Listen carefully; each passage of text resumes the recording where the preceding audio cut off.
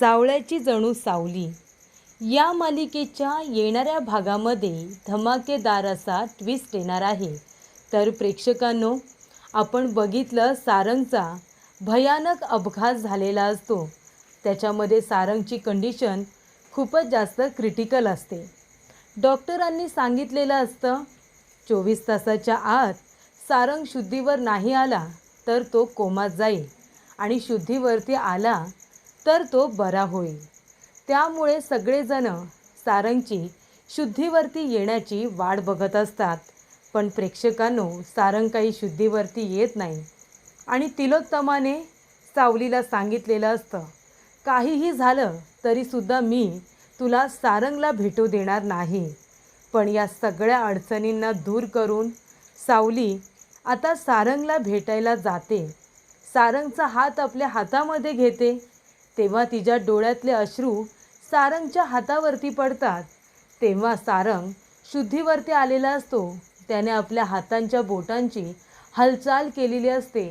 आणि तेव्हा प्रेक्षकांनो, येणाऱ्या भागामध्ये इथे आता सावलीने सारंगच्या कानामध्ये सांगितलेलं असतं, अजूनही मी तुमचीच आहे, फक्त आणि फक्त तुमची. माझं व्यंकटेशजींबरोबर लग्न झालेलं नाही आहे. ते फक्त माझे चांगले मित्र आहेत. मी तुमच्याशिवाय दुसरं कुणाचा कधी विचार करेन का? मी कुणाबरोबरच लग्न केलेलं नाही आणि अबीर आपल्या दोघांचा मुलगा आहे. हे सत्य ऐकल्यानंतर सारंग फक्त शुद्धीवरती येत नाही, डोळे उघडून सावलीकडे बघायलाच लागतो. इतका त्याच्यावरती सावलीच्या बोलण्याचा असर झालेला असतो की सारंग मरणाच्या दारातून परत आलेला असतो असं म्हणायला काही हरकत नाही. आणि अशा रीतीने प्रेक्षकांनो, सावलीने सारंगचा जीव वाचवण्यासाठी त्याला सत्य सांगितलेलं असतं. आणि म्हणूनच येणाऱ्या भागामध्ये कशा पद्धतीने या गोष्टी पुढे घडत जातात आपण सविस्तरपणे बघूया. प्रेक्षकांनो, इथे आता अबीर आणि सारंग दोघेजण गाडीमधून जात असताना जाता जाता रस्त्यामध्येच कुणीतरी दगडं ठेवलेले असतात आणि तेव्हाच त्यांच्या गाडीचा अपघात होतो. अबीरचा जीव वाचवता वाचवता सारंगच्या डोक्याला जबरदस्त मार लागतो. गाडीचे ब्रेक फेल झालेले असतात.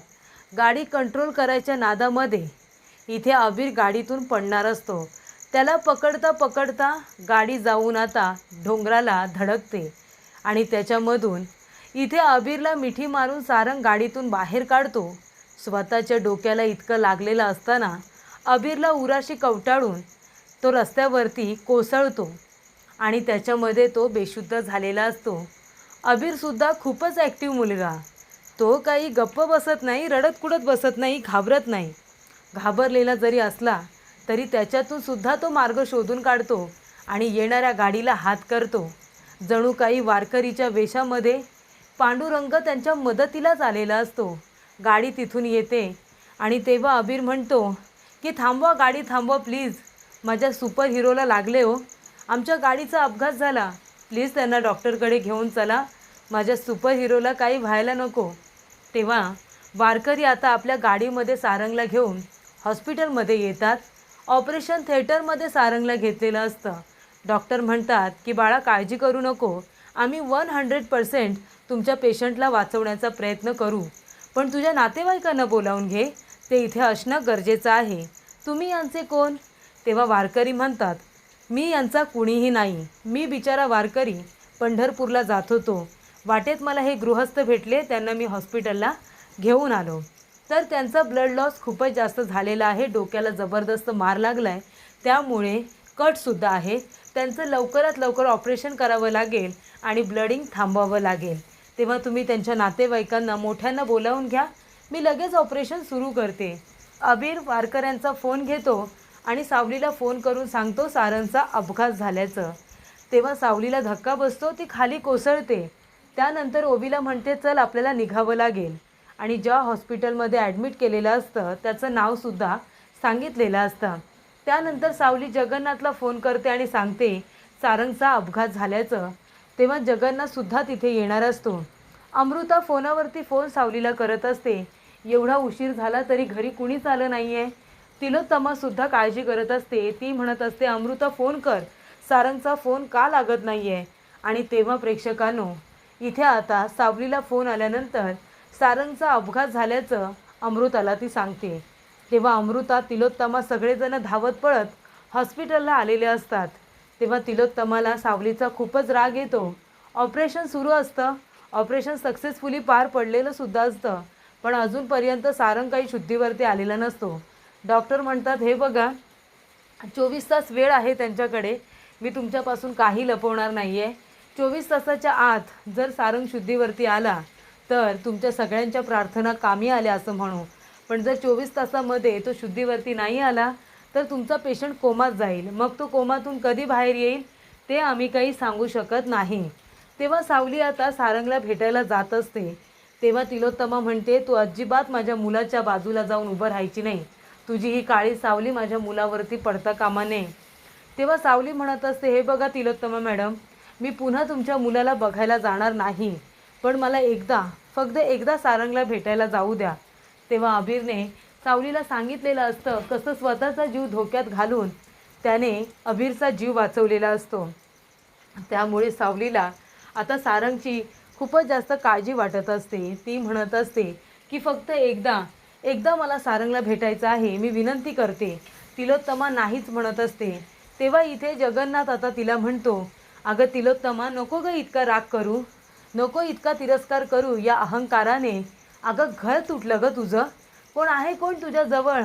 चंद्रकांत तुझ्याजवळ नाही आहे. अगं तुझा मुलगा नील नाही आहे तुझ्याजवळ.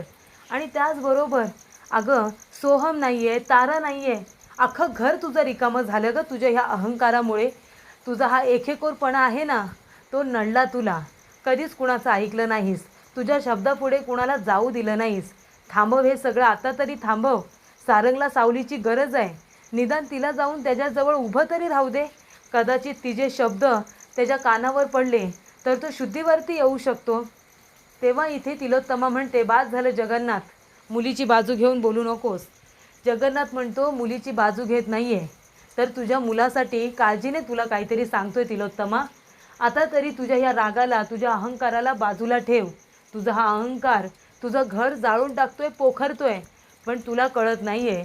तेव्हासुद्धा तू चुकीच्या माणसांवरती विश्वास ठेवलास आणि आतासुद्धा तू तेच करतेस तिलोत्तमा. आतासुद्धा स्वतःच्या मनाचं न ऐकता दुसऱ्यांचं ऐकून घरामध्ये फूट पाडतेस. दुसऱ्यांचं ऐकून तू स्वतःचं घर तोडतेस. अगं सारंगला 8 वर्ष काय हवं आहे त्याचा विचार केलास तू? सावलीचा तू विचार तर कधी केलासच नाही गं. त्या मुलीने प्रत्येक वेळा तुझ्या फक्त घराचा विचार केला. तिला तू रंगावरून हिनवत आलीस. आताही तू काळी सावली बोलतेस. पण तू एक गोष्ट लक्षात ठेव, जे तू आणि मी करू शकत नाही ना, जे हे डॉक्टर करू शकत नाही, ते सावली करू शकते. तिला फक्त सारंगजवळ जाऊ दे. सारंगला जर शुद्धीवरती आणायचं असेल तर तुझा अहंकार बाजूला ठेव. सारंग शुद्धीवरती येईल. फक्त सावलीला जाऊन एकदा त्याच्याशी बोलू दे. तेव्हा प्रेक्षकांनो, जगन्नाथने सावलीला सांगितलेलं असतं की सावली, हीच तुझ्याकडे संधी आहे. सारंगला सगळं खरं खरं सांगून टाक. आणि तेव्हा प्रेक्षकांनो, सावली आता जाते. तिलोत्तमा दारामध्ये उभं राहून बघत असते. जगन्नाथ जातो. सावलीच्या मागे तो सुद्धा उभा राहिलेला असतो. त्यानंतर सावली सारंगच्या शेजारी बसते. सारंगचा हात ती आपल्या हातामध्ये घेते. ती रडत असते. तिला वाटत असतं की शेवटीला तुम्हीच आपल्या बाळाचा जीव वाचवलात. स्वतःच्या जीवाची पर्वा न करता तुम्ही अबीरला वाचवलात. तुम्ही मला शब्द दिला होतात ना, काहीही झालं तरी अबीरची काळजी घेईन म्हणून. अबीरला काहीच होऊ देणार नाही. स्वतःच्या जीवापेक्षा त्याची काळजी घेतलीत ना तुम्ही. आणि सावलीला आता खूप रडू येत असतं. सावली खूप इमोशनल झालेली असते. सारंगचा हात हातामध्ये घेऊन ती रडत असते. सारंगने स्वतःचा जीव धोक्यात घालून अबीरचा जीव वाचवला, त्यामुळे ती पूर्णपणे हरवून गेलेली असते. तेव्हा तिच्या डोळ्यातून वाहणारं पाणी सारंगच्या हातावरती पडतं. तेव्हा सारंग इथे जो बेशुद्ध असतो ते पाणी त्याला सावलीची आठवण देतं. त्यामुळे इथे आता सारंग आपल्या हाताची बोटे हलवतो. सावलीला कळतं सारंगला काय हवंय. ती सारंगच्या कानाजवळ वागते आणि म्हणते, सारंग, काळजी करू नका, मी आहे तुमची सावली. आणि महत्त्वाची गोष्ट सांगते बरं तुम्हाला. खरं तर तुम्हाला सांगणार नव्हते, पण तुम्हाला सांगितलं पाहिजे. सत्य जाणून घेणं तुमचा हक्क आहे ना. आणि मग ती म्हणते, सारंग, महत्त्वाची गोष्ट म्हणजे सावळी आहे ना, तिच्या आयुष्यामध्ये ती पुढे गेलेलीच नाही आहे हो. ती अजूनही फक्त तुमचाच विचार करते. तुम्हाला माहिती आहे का, सावली ह्या 8 वर्षांमध्ये तुम्हाला सोडून ती पुढे जाऊच शकली नाही आहे. ती फक्त विचार करते ती सारंगचा. मी व्यंकटेशजींबरोबर लग्न केलं नाही आहे सारंग. मी कुणाशीच लग्न केलेलं नाही आहे. तुम्हाला सोडून मी कुणाशी लग्न करेन का? अजिबात नाही. मी खरंच लग्न नाही केलं आहे. आणि सारंग, सगळ्यात महत्त्वाची गोष्ट तुम्हाला सांगते. अभिर आहे ना, अभिर आपला मुलगा आहे.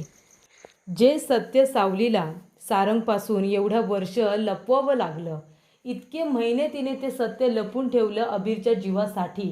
पण प्रेक्षकांनो, त्याच अभिरचा जीव वाचवताना सारंगने आपल्या जीवाची पर्वा न करता स्वतःच्या जीवाची बाजी लावून त्याने अभिरचा जीव वाचवलेला असतो. त्याच्यापासून अभिरच्या जीवाला काय भीती असणार? त्यामुळे सावलीने आता हे सत्य त्याला सांगून टाकलेलं असतं की अभिर हा दुसरा तिसरा कुणाचा नाही, तर आपल्या दोघांचा मुलगा आहे. तुमचा मुलगा आहे सारंग. हे सत्य सारंगच्या कानावरती पडताच सारंग आता मृत्यूच्या दारातून परत आलेला असतो असं म्हणायला काही हरकत नाही. सारंग शुद्धीवरती आलेला असतो. हाताची बोटे तर हलवतोच, डोळे उघडून सावलीकडे बघायला लागतो आणि तो तिला डोळ्यांनीच आता विचारत असतो. त्याचे डोळे हे पाण्याने भरलेले असतात आणि तो तिला डोळ्यांनीच विचारत असतो, खरंच? तेव्हा ती म्हणते, हो सारंग, खरंच. मी जे काही तुम्हाला सांगितलं आहे त्यातला शब्द आणि शब्द खरा आहे. माझं लग्न नाही झालं आहे आणि अभिरसुद्धा आपल्या दोघांचा मुलगा आहे आणि हेच सत्य आहे. तेव्हा इथे सारंगला जगातला सगळ्यात मोठा आनंद मिळाल्यासारखं वाटत असतं आणि त्यामुळे सारंग हा प्रेक्षकांनो शुद्धीवरती फक्त आणि फक्त सावलीमुळेच आलेला असतो. तेव्हा जगन्नाथला प्रचंड आनंद होतो आणि रागराग करणारी तिलोत्तमा ही सुद्धा आता मान खाली घालून शेजारी उभी राहिलेली असते आणि फक्त सारंग आणि सावलीचं एकमेकांवरचं निस्वार्थ प्रेम बघत असते आणि स्वतःच्याच मनाला लाजत असते.